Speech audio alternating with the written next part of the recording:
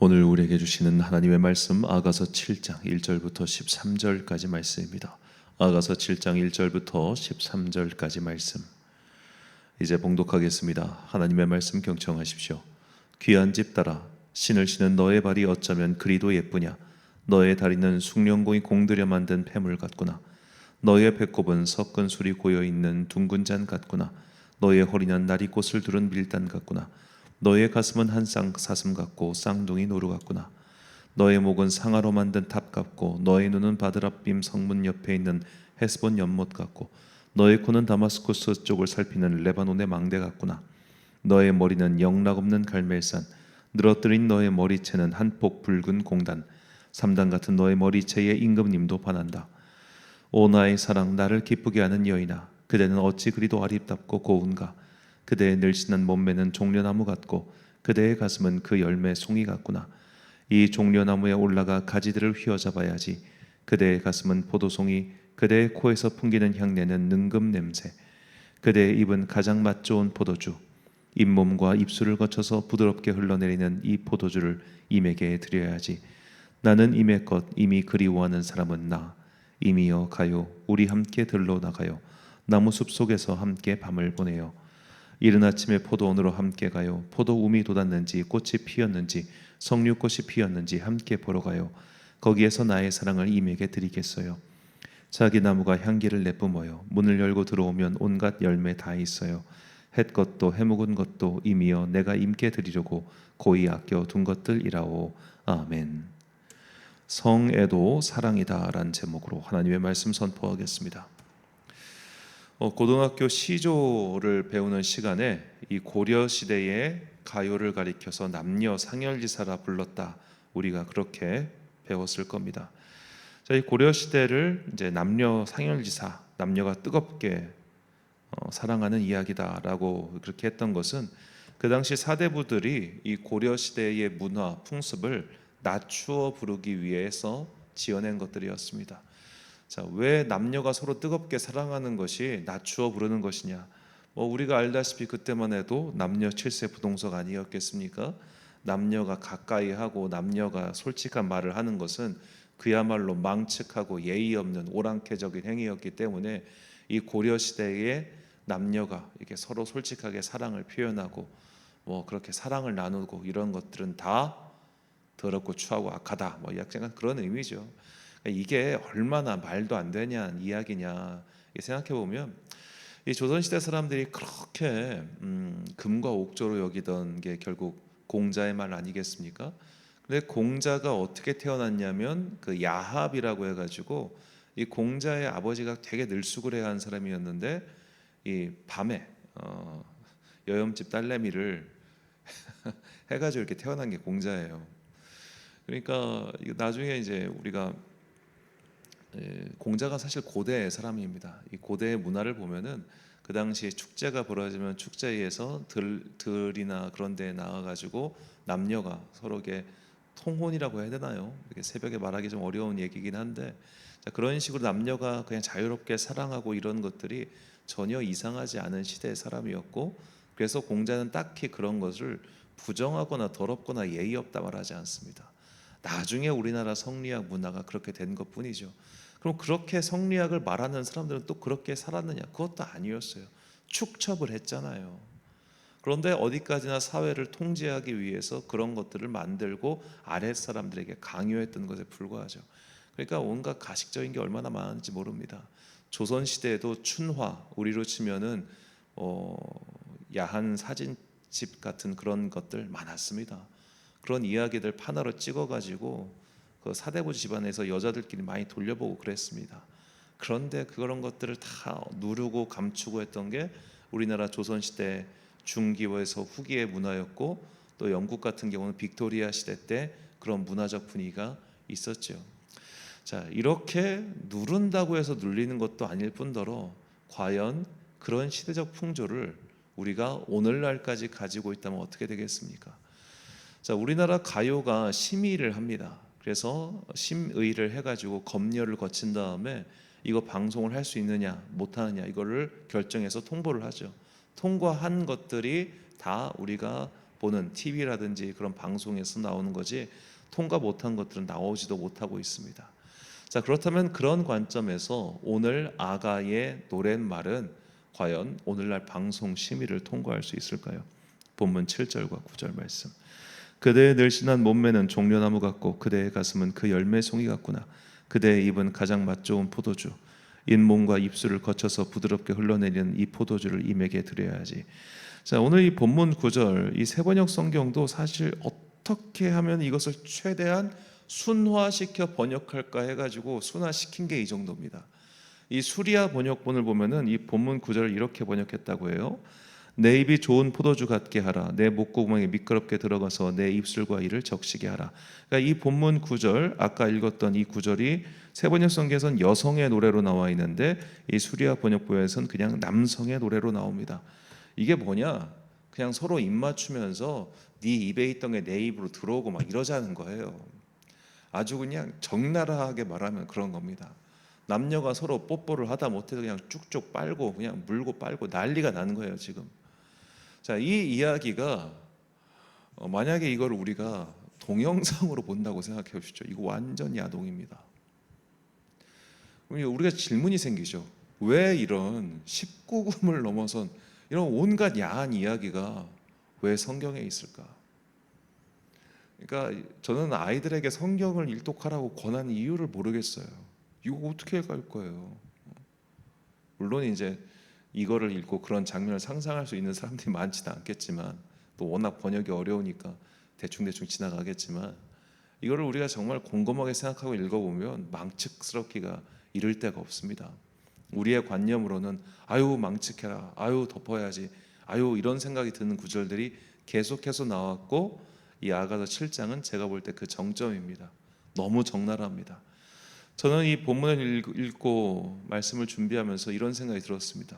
그럼 이렇게 망측한 이야기, 민망한 이야기를 왜 하나님께서 계시의 말씀인 성경에 남겨두셨을까요?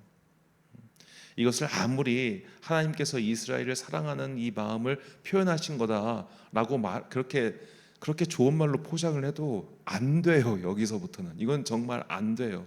그렇게 요즘 말로 커버를 쳐줄 수가 없어요. 이건 그냥 남녀 간의 사랑을 적나라하게, 아니 그냥 있는 그대로 솔직하게 적어 놓은 거예요. 그 모습을 글로 옮겨 놓은 거예요. 서로 사랑하는 모습을. 그럼 하나님께서 왜 이런 기록을 남겨두셨냐 이겁니다. 하나님께서는 이렇게 남녀가 서로의 육체를 사용해서 뜨겁게 사랑하는 것을 긍정하신다는 증거입니다. 하나님은 우리가 육신을 가지고 서로 뜨겁게 사랑하는 것을 저는 좋아하신다고 확신합니다. 우리는 너무 이 고대 교회가 만들어 놓은 그 사랑의 틀에 갇혀 있는 사람들이 아직도 많아요. 그러니까 히포의 대주교 어거스틴이, 이제 아우구스투스죠. 아우구스티누스. 이 아우구스티누스는 이 젊은 시절에 그가 막 성적 타락을 했던 사람은 솔직히 아니에요. 그냥 이제 동거 생활을 오래 했던 거죠. 요즘으로 치면 아무것도 아닙니다. 그 당시에도 아무것도 아니었습니다. 그냥 혼인 관계를 하지 않은 여성과 함께 살았고 그 사이에 아들이 있었는데 그것이 그 당시에 이상한 게 아니었다는 거예요. 자, 그런데 어거스틴 여하튼 제가 알기로는 이제 2명의 여성과 2명인가 1명인가 하여튼 그렇게 동거 생활을 했고 정식 혼인은 한 번도 하지 않았어요. 그것이 이제 어머니의 근심이었던 거죠. 근데 그는 여하튼 이런 성생활을 좋아했던 것 같아요. 좋아했으니까 그렇게 살았지. 그랬는데 이게 나중에 사제가 되고 나니까 마음속에 걸리는 거예요. 내 안에 있는 어떤 성적인 욕망, 성욕 말이죠. 어떻게 보면 인간의 굉장히 자연스러운 감정인데 그 자연스러운 감정 때문에 그는 자신의 인생을 낭비했다고 생각했거든요. 그래서 그 후대의 사람들에게 이런 게 다 죄다 이렇게 생각을 한 거예요. 그래서 그가 말한 원죄에 대한 설명이 결정적이었죠. 남녀가 서로 성적인 행위를 하는 것 자체가 죄의 증거다. 그래서 성행위를 통해서 태어난 자녀에게는 원죄가 유전된다. 이렇게 그가 말한 거예요. 그러니 나중에 후대로 가면 어떻게 되겠습니까? 그러니까 로마 가톨릭 교회에서는 사제가 혼인하지 않는 이유가 바로 성행위 자체가 악하다라고 본 게 있었기 때문이었고요. 그래서 보면 이 사람들이 성행위를 부부간에도 성행위를 할 수 있는 날짜와 숫자를 정해놨어요. 이거를 넘어가면 이것은 그 과한 성욕에 의한 죄다, 이렇게 생각한 것이죠. 지금 들으면 얼마나 어이가 없는 말이겠습니까? 요새 우리나라 부부들은 1년에 성행위를 5번도 하지 않는답니다. 자, 그 정도로 우리는 그 시대와 너무 다른 또 시대를 살고 있죠. 오늘날 관점에서 봤을 때 저는 오히려 이렇게 아가의 기록처럼 남녀 간에 서로 뜨겁게 하는 사랑을 권장해주고 칭찬해주고 북돋아줘야 된다고 생각을 합니다. 앞으로 정말 몇 년 안 남았을 겁니다. 지금 한국교회는 이 반동성애 때문에 어떻게 보면 우리가 열심히 연합하고 기도하고 있는데요, 동성애 문제는 이제 어떻게 보면 지금 시대를 살아갈 현재 20대와 앞으로의 10대에게는 별 중요하지 않은 문제가 될 가능성이 높습니다. 왜냐하면 미국과 일본이 이미 그렇게 되고 있거든요. 그 사람들의 관심은 이제 동성애가 아니라 무성애입니다. 무성애. 성욕이 없어요. 서로 연애 자체를 하지 않으려고 해요. 만남을 가지려고 하지도 않습니다. 연애 자체를 귀찮아하고 버거워합니다. 왜 그럴까요? 가상현실 공간이 있기 때문에. 가상현실 공간에 가서 그냥 거기서 가상의 존재를 만나고 가상의 만족을 느끼면 그만이지, 현실 세계에서 남자가 됐든 여자가 됐든 서로 의견 조율하고 다투고 헤어지고 맘상하고 그러고 싶지 않은 거예요. 그 찰나의 기쁨과 감정을 느끼기 위해서 내가 이렇게까지 돈 써야 되고 이렇게까지 에너지 써야 되고 이렇게까지 나를 막 희생하고 낮춰야 돼? 안 해. 그러면서 그냥 다 가상현실 공간으로 가는 겁니다. 이미 미국과 영국과 일본에서는 이런 것 때문에 사회적 문제라고 지적하는 사람들이 많이 늘어나고 있고요. 그 말인즉슨 곧 우리에게도 이것이 닥쳐올 겁니다. 괜히 우리나라가 혼인 안 하는 게 아닙니다. 우리가 혼인도 하지 않고 출산도 하지 않는 가장 근명한 이유는 제 생각에는 서로 연애하는 걸 귀찮아해서 그래요. 연애하면 시간 써야 되죠. 에너지 들어가죠. 여러 가지로 피곤한 게 많잖아요. 그러니까 아예 안 해. 연애 자체를 안 하는데 무슨 결혼이 오겠습니까? 거기서 무슨 연애 자체를 안 하는데 무슨 자녀를 낳겠어요? 그러니까 우리가 반동성애 운동을 하는 건 당연히 필요하고 좋죠. 그런데 반동성애 운동을 넘어서서 차라리 이 아가의 기록처럼 남녀 간의 사랑은 참 아름답고 좋은 거야. 서로 뜨겁게 사랑하는 것이 정말로 만지고 뽀뽀하고 쪽쪽 빨고 그렇게 껴안고 부둥켜 안고 사는 게 하나님의 뜻이야. 이걸 가르쳐 줘야 된다는 거죠. 우리는 지금 이제 성적 방종, 성적 타락을 경계하는 시대가 아니라 무성애를 경계하고 성적으로 아무것도 하지 않으려고 하는 이 에너지 없음 상태를 더 걱정해야 하는 시대에 처져 있다는 것. 나중에 이것에 대해서 누가 좀 정리된 자료나 책이 나오면 한번 쭉 말씀을 드리고 싶습니다. 그래서 이 잠언 기자의 말씀이 확 와닿습니다. 잠언 15장 17절 말씀. 채소를 먹으며 서로 사랑하는 것이 살진 소를 먹으며 서로 미워하는 것보다 나으니라. 아멘. 사랑하는 천안광성교회 성도 여러분, 그리고 이 새벽을 함께 깨우고 계신 귀한 주님의 자녀 여러분, 지금 어른 성도들은 참 불편한 시대를 살고 있습니다. 우리가 불과 80년 전만 해도 교회가 기역자 교회였습니다. 남녀가 따로 앉았습니다. 30년 전만, 한 40년 전 제가 막 태어났을 때만 해도 이 7, 80년대 그 당시 교회가 연애당이라는 말을 들어가지고 젊은이들이 거기서 기타 배우고 만나고 한다는 얘기를 들어가지고 교회 안에서 연애 못하게 막 눌렀던 분위기가 있었습니다. 그런 분위기 속에서 담임 목사가 되신 분들이 저가 청년 시대 때, 제가 혹은 청소년 시대 때 담임 목사셨던 거예요. 그러니까 교회 안에서 남녀가 서로 만나고 연애하는 거를 두셨겠습니까? 제가 청소년 시대만 해도 교회 안에서 사귀고 그런 것들은 불가한 문화였습니다. 절대로 권장되지 않았습니다. 지금도 그런 교회들 많을 겁니다. 그러나 이제는 시대가 완전히 바뀌었습니다. 왜냐하면 가상현실 공간이라고 하는 훌륭한 대체제가 존재하기 때문이죠. 제가 주일 설교 때 잠시 말씀드렸지만 우리는 현실 세계에 대해서는 너무나 과도하게 과민하게 반응하고 가상현실에 대해서 너무나 과소평가하는 경향이 굉장히 강합니다.